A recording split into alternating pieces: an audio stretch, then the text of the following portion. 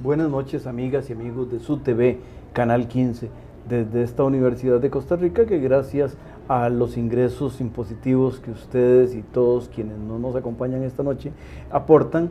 hacemos este programa y todos los demás y todas las otras cosas que hace la universidad y todas las otras cosas que hace el gobierno de la República. Y en esta ocasión tenemos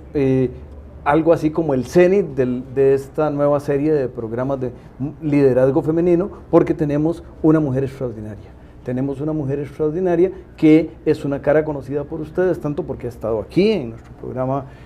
varias veces, sino también porque fue la más importante y más mirada y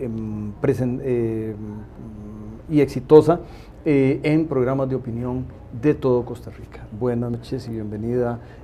Yoconda Uveda. Muchas gracias, Juan Rafael. Pensé que estabas hablando de otra persona. No, muchas gracias, en serio, por invitarme de nuevo a mi casa y estar de nuevo con los televidentes de este canal de la Universidad de Costa Rica. Hoy nos reúnen varios temas, pero uno significativo es la publicación reciente del libro que editaste, Mujer en la Guerra, que está muy a tono con varias de las inquietudes importantes.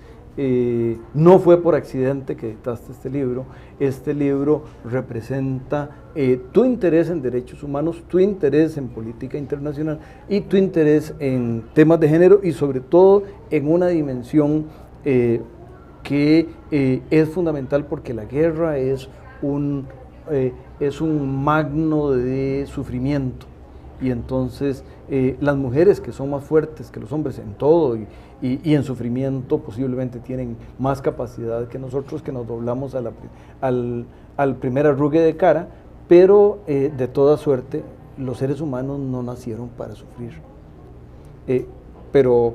cuéntale a las amigas y amigos del libro, tú lo conoces mejor que yo. Bueno, ese libro, La Mujer en la Guerra, como bien decías, no es producto de la casualidad,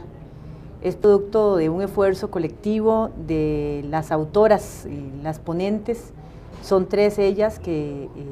componen las tres partes importantes del libro. Me refiero a una bosnia musulmana, Maida Muslik-Kovar,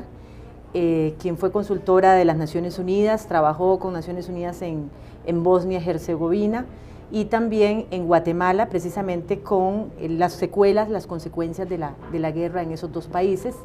También incorpora un trabajo de la guatemalteca Dina Jiménez sobre su apreciación y estudios que ha realizado sobre la guerra en Guatemala, esa guerra larga de 36 años. Y hay un tercer capítulo, como llamaríamos, o ponencia, que es de una joven costarricense profesora de Derecho Internacional, que ahora nos la tiene un poco prestada, digamos, o por lo menos está trabajando en este momento en la Corte Penal Internacional, que para nosotros es una de las profesoras más importantes, de las nuevas profesoras en la Facultad de Derecho, y que precisamente la Corte Penal la ha contratado a partir de enero de este año. Me refiero a Cynthia Chamberlain. Ella hace un trabajo muy interesante, que también es como una especie de hipnosis de su trabajo de maestría en España, sobre cuál ha sido el avance del derecho internacional en la penalización y en las sanciones, el establecimiento de sanciones para aquellos crímenes que se cometen contra las mujeres durante los conflictos armados. Muestra la evolución de cómo la comunidad internacional ha ido respondiendo a esta situación que había sido ignorada, sobre todo para atrás de la Segunda Guerra Mundial. Incluso en décadas muy recientes todavía era un tema del que no se hablaba tanto, ni se había evolucionado tanto, sino que más bien esa evolución importante se da a partir de los años 90 con los tribunales de Ruanda y de la de Yugoslavia. La última parte, que es un anexo, es un trabajo de una estudiante de secundaria, Sofía Quiroz, y me da mucho orgullo, sí, me da mucha satisfacción. Es Sofía Quiroz Uveda, es mi hija. Ella hizo ese trabajo antes que incluso nosotros realizáramos la mesa redonda que le dio origen a este libro, y cuando estábamos en la edición del libro se pensaba poner otros anexos que nunca llegaron a tiempo, así que yo propuse que revisáramos el trabajo de Sofía, que había sido seleccionado como uno de los 3 mejores de su generación, el Colegio Internacional SEC, y que estaba participando en un concurso internacional. Entonces, este trabajo es sobre los niños soldados, y creo que complementa muy bien porque la situación de los niños soldados está muy ligada con el tema de la mujer en la guerra. Eso es en términos generales la reseña de este libro que yo he coordinado y he editado, además de que hago la introducción a toda la temática que engloba. Tal vez si hay una idea que unifica todo el libro es que no habrá impunidad sin justicia, y la idea es combatir esa impunidad que se ha dado a lo largo del tiempo en estos tipos de crímenes, los crímenes cometidos durante las guerras, ya sean genocidio, de lesa humanidad o propiamente lo que se llama en derecho internacional crímenes de guerra, y que entonces era importante mostrar los horrores que han sucedido durante los conflictos armados, en este caso precisamente cometidos en contra de la mujer, porque la mujer tiene una situación muy específica durante estos conflictos que podemos hablar en algún breves momentos. Creo que tal vez en la literatura, más que en la literatura, en la prensa reciente, digamos, en el caso de Yugoslavia hubo se le dio mucho seguimiento. Parte de la razón imagino, es porque todos los periodistas de la Unión Europea tenían cerquita el proceso, y porque si deben haber habido atrocidades mayores en algún lugar de África del que nunca nadie supo, y entonces eso lo hemos tenido más lejano nosotros. No es que los hechos sean distintos, es que en un sentido de McLuhan nos enfrentamos a esas realidades según nos las da el medio. Creo que hay dos cosas de eso tan interesante que acaban de mencionar, dos cosas importantes que recuperar. Una, que si hablamos de las guerras convencionales, las guerras tradicionales, que es lo que llamamos las guerras internacionales o guerra entre los estados, que era lo que caracterizaba los conflictos armados más allá del siglo, más atrás del siglo XX, esas eran guerras sobre todo donde los ejércitos en su gran número estaba compuesto por hombres, y se daban en los lugares, en lugares que se adecuaban o se ponían de acuerdo o se encontraban o iban avanzando las tropas, ¿verdad?, para las confrontaciones en las tomas de las ciudades, de los países, etcétera, depende de la guerra que estemos hablando. Entonces, eran guerras que se libraban en los campos de batalla. Las guerras más recientes, las guerras nuevas, como se le llama, le llaman los estudiosos de todos estos temas, son guerras que se dan más cerca de las ciudades. De hecho, ya se habla mucho de la urbanización del conflicto, se habla donde la mujer no solamente es víctima del conflicto, sino que la mujer también forma parte en muchos casos de los ejércitos. Entonces, han cambiado, las guerras han cambiado, y ese es un elemento importante a considerar, en cuanto que la mujer pues siempre ha padecido la guerra, pero en los conflictos más nuevos hay una agudización, ¿verdad?, de los efectos que ella vive durante esa guerra, ya sea como combatiente de un grupo que sea oficial, digamos, del ejército, o de grupos beligerantes, o grupos paramilitares, de cualquier otro tipo de grupos. Por un lado, ya sea también la mujer víctima como la mujer que se queda en la ciudad y que son ciudades tomadas y que por lo tanto vive las consecuencias de un conflicto armado, pero las consecuencias propias de su vulnerabilidad de ser mujer. La mujer es vulnerable, lo sabemos, en las sociedades normalmente, ¿verdad? Y hay una vulnerabilidad estructural de sus propias sociedades, pero que se profundiza durante los conflictos armados. Entonces sufre las mismas consecuencias, puede sufrir tortura, puede sufrir ser prisionera, con tratos crueles, etcétera, pero tiene particularidades propias, como por ejemplo que la convierte en instrumento durante los conflictos armados, y que se han visto en muchos casos de esto, como por ejemplo los embarazos forzados, las violaciones, como un mecanismo de vulnerar no solamente a la mujer, de violentar a la propia mujer como una víctima del conflicto armado, sino a las propias sociedades donde ellas pertenecen, porque lo que eso significa dentro de una sociedad es terrible, ¿verdad? Entonces, esto es un elemento que decía que hay que tener en cuenta. Y el otro elemento, que bien lo mencionabas, es que sobre todo a partir de los 90, de la Guerra del Golfo, tenemos el efecto CNN, como se le llama, ¿verdad?, que es la guerra vista de manera inmediata por los televidentes, vista casi como un espectáculo, donde se tiene acceso a lo que está sucediendo día a día, y eso tiene, digamos, lo bueno de que uno puede enterarse de las barbaridades que están sucediendo en el mundo, pero también tiene la otra parte que la gente se acostumbra a ver estas barbaridades y ya lo ve como algo lejano, ¿verdad? Como está sucediendo en la televisión y no sucede en la vida real. Precisamente este libro que yo edito, pero que es publicado por la Comisión Costarricense de Derecho Internacional Humanitario, pretende que nosotros tengamos conciencia de las barbaridades que se cometen en los conflictos armados y, como decía, específicamente en este caso, como su nombre lo menciona, la mujer durante los conflictos armados. Y con esto recordar que tenemos que preservar lo más valioso que tenemos nosotros, o de las cosas más valiosas que tenemos en el ámbito, digamos, de como sociedad política, que es la paz. Tenemos que preservar la paz, y para preservar la paz tenemos que estar conscientes que hay situaciones que viven otras comunidades, otras sociedades, que nosotros debemos de evitar de llegar a ellas. Entonces, este libro pretende contribuir a la lucha por la impunidad, contra la impunidad, pretende contribuir a visibilizar, a romper el silencio que ha caracterizado la situación de las mujeres en los conflictos armados, y en tercero, recordar que nosotros tenemos algo muy valioso, que es la paz, y que debemos de prevenir los conflictos. Bueno, en ese sentido, y en días pasados, el señor presidente, que además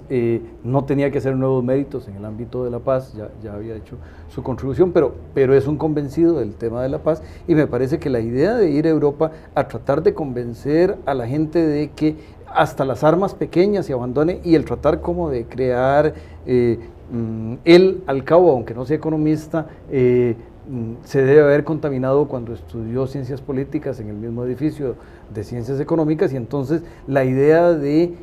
que se dé algo a cambio de, y en este sentido que los países más ricos del mundo y que tienen más conciencia, entre otros porque vivieron guerras, los europeos, que tomaran un poco la idea, algunas de estas ideas, y ayudaran a que haya menos guerras y menos violencia. Así es, Juan Rafael. Realmente muchas veces cuando los países buscan la paz, después son castigados por estar en paz, y en el sentido de la cooperación internacional, ¿verdad?, de la comunidad internacional. Y es importante tomar conciencia que los países que quieren seguirse desarrollando en un ambiente de paz, o países que están en una situación muy difícil y que van queriendo invertir más sus recursos hacia el desarrollo que hacia la compra de armas, sea esto reconocido, visto como algo positivo dentro de la comunidad internacional. El Consenso de San José tiene en la mirada esto, y que se tome en cuenta que aquellos países que invierten más en el desarrollo social de sus pueblos sean países que se vean beneficiados por la toma o las medidas que se toman por los países industrializados en cuanto a la condonación de deudas. Excelente punto para pedirle al canal que dé un mensaje de otra naturaleza, estoy seguro, que tiene para las amigas y amigos que nos acompañan.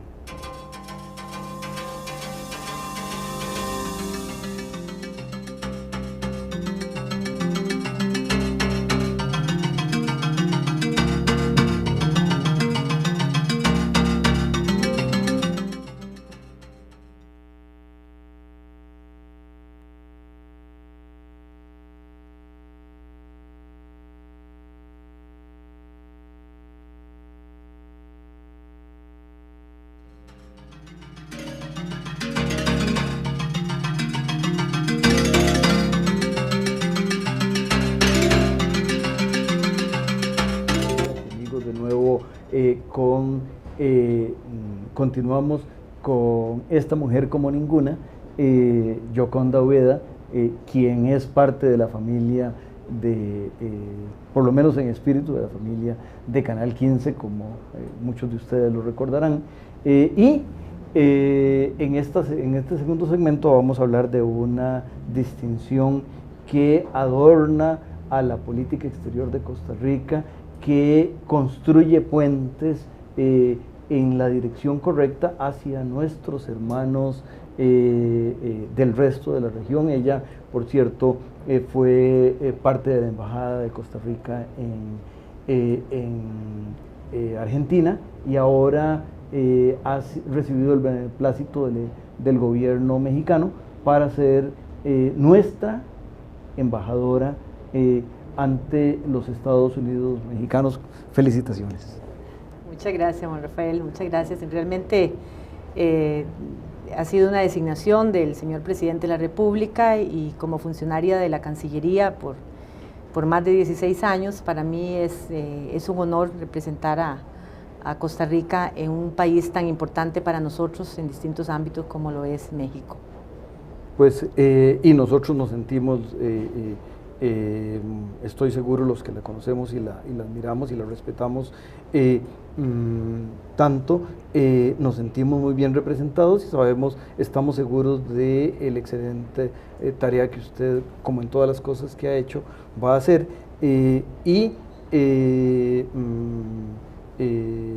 Usted está anímicamente ligada con México más allá de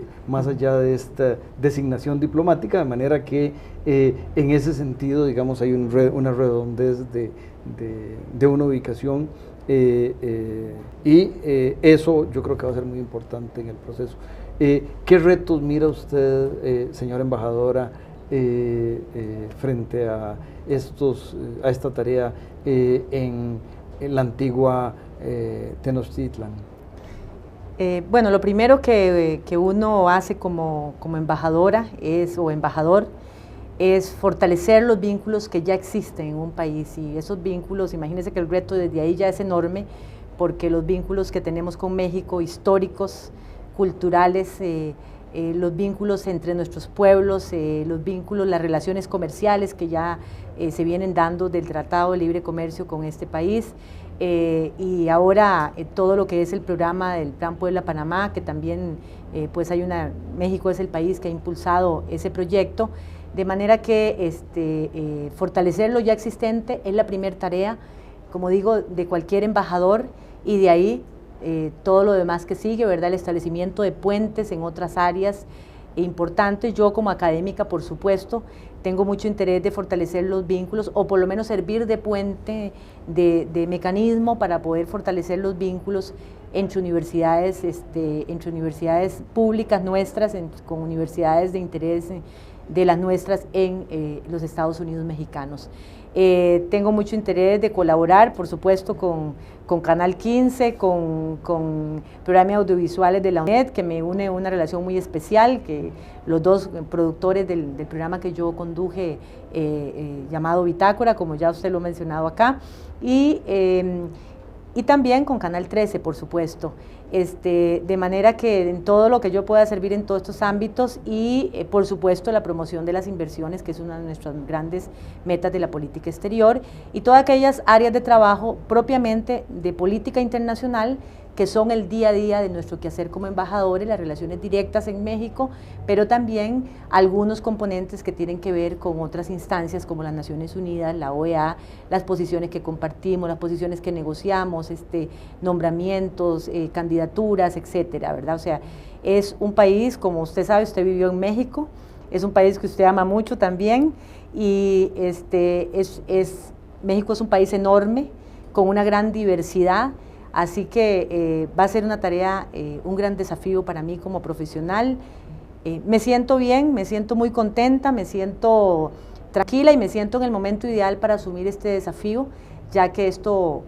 ha sido, pues lo veo como algo gradual. Hace 20 años estuve destacada en esa misma embajada como encargada de asuntos culturales y asuntos de cooperación entre los dos países. Después pasé a Argentina, que estuve 2 oportunidades en ese país del sur, y ahora vuelvo a México. Así que creo que ha sido un recorrido interesante para poder ahora asumir, como decía, este desafío que me espera en ese gran país. Y me parece también que, y esta es la opinión mía, nada más, pero me parece que debe sentirse uno muy bien teniendo el presidente que le escogió a usted, y me parece que el mismo canciller Estaño es un joven lleno de virtudes, y entonces es un equipo de clase mundial, y entonces y me parece que van a ser en política exterior, debe haber un diseño cuidadoso, serio y muy apto para esta construcción de puentes. El actual gobierno tiene prácticamente un mes de haber asumido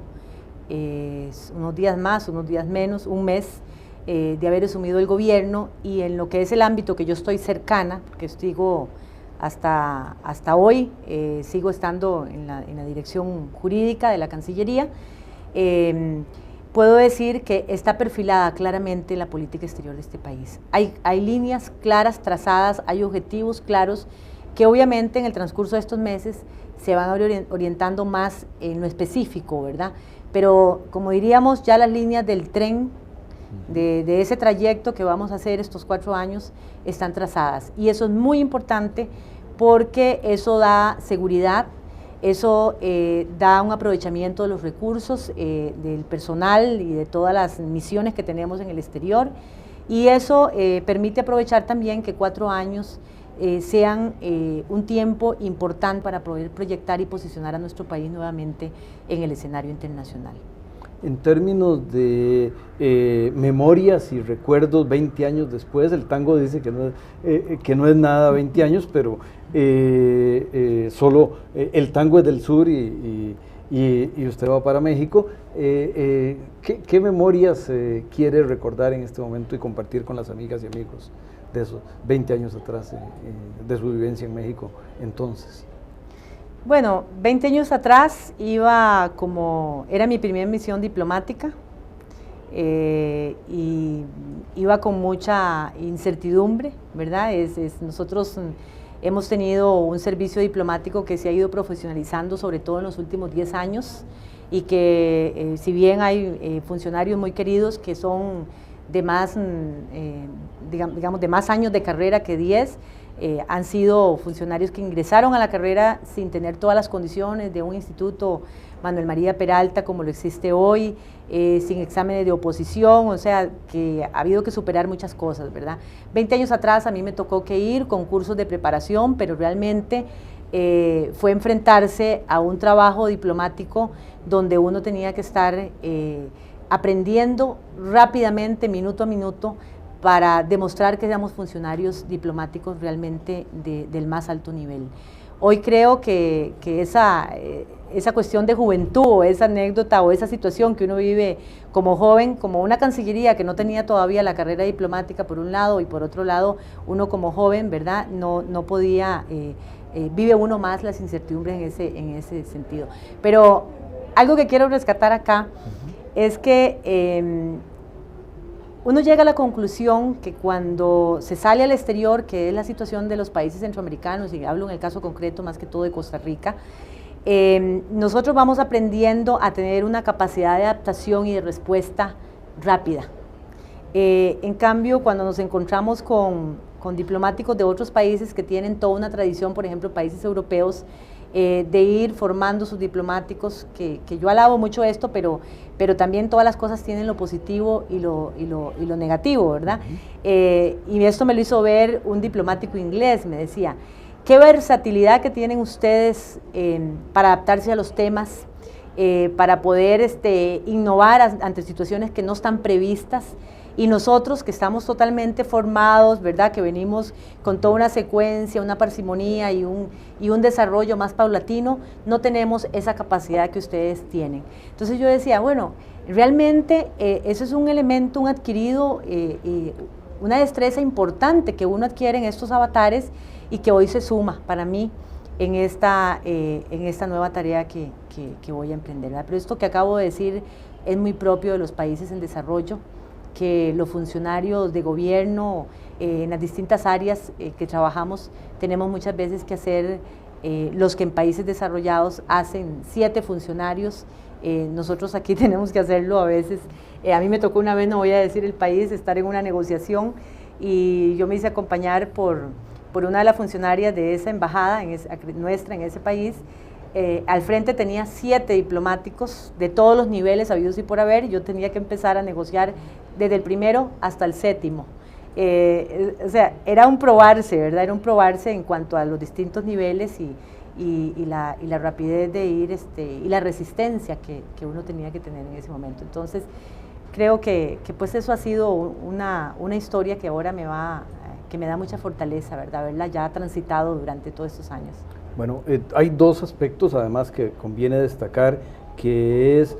toda su docencia en Derecho Internacional en esta universidad, lo lleva debajo del brazo, y lleva también el haber sido la directora jurídica de la Cancillería, de manera que, además de todas las otras virtudes suyas, pero a partir de eso le quiero hacer una pregunta, que es,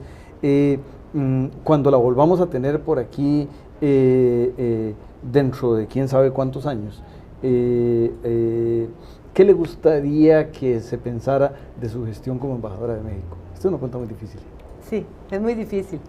porque primero tengo que poner los pies. Estoy muy contenta, muy tranquila, me siento en un momento ideal para asumir ese desafío, pero también los años lo hacen a uno ser prudente, y entonces quiero empezar con mucha energía y mucha prudencia mi gestión en México. Sé que el equipo es muy sólido, es muy bueno. Yo conozco casi todos los que están en este momento acreditados en nuestra embajada en México, y sé que vamos a poder hacer muchísimas cosas, ¿verdad? Pero más que pensar en cosas enormes, creo que contribuir a fortalecer lo que ya tenemos y puntualizar algunas cooperaciones importantes para nuestro país, y creo que si llevo a buen término todo esto, todo lo demás será ganancia. Como le digo, tengo prudencia, más bien en uno de esos viajes sería bueno pues conversar, ¿verdad?, para ver por dónde anda mi gestión en este país. Pues está invitada, usted sabe siempre que este programa de las y los televidentes es suyo, este canal la sentimos como parte, y entonces la invitamos, le deseamos muchos éxitos, y a los amigos y amigas les decimos que en el próximo, dentro de una semana, tendremos otro programa hecho con el mismo cariño y con el mismo entusiasmo. Buenas noches y felicitaciones. Muchas gracias, Juan Rafael, muchas gracias.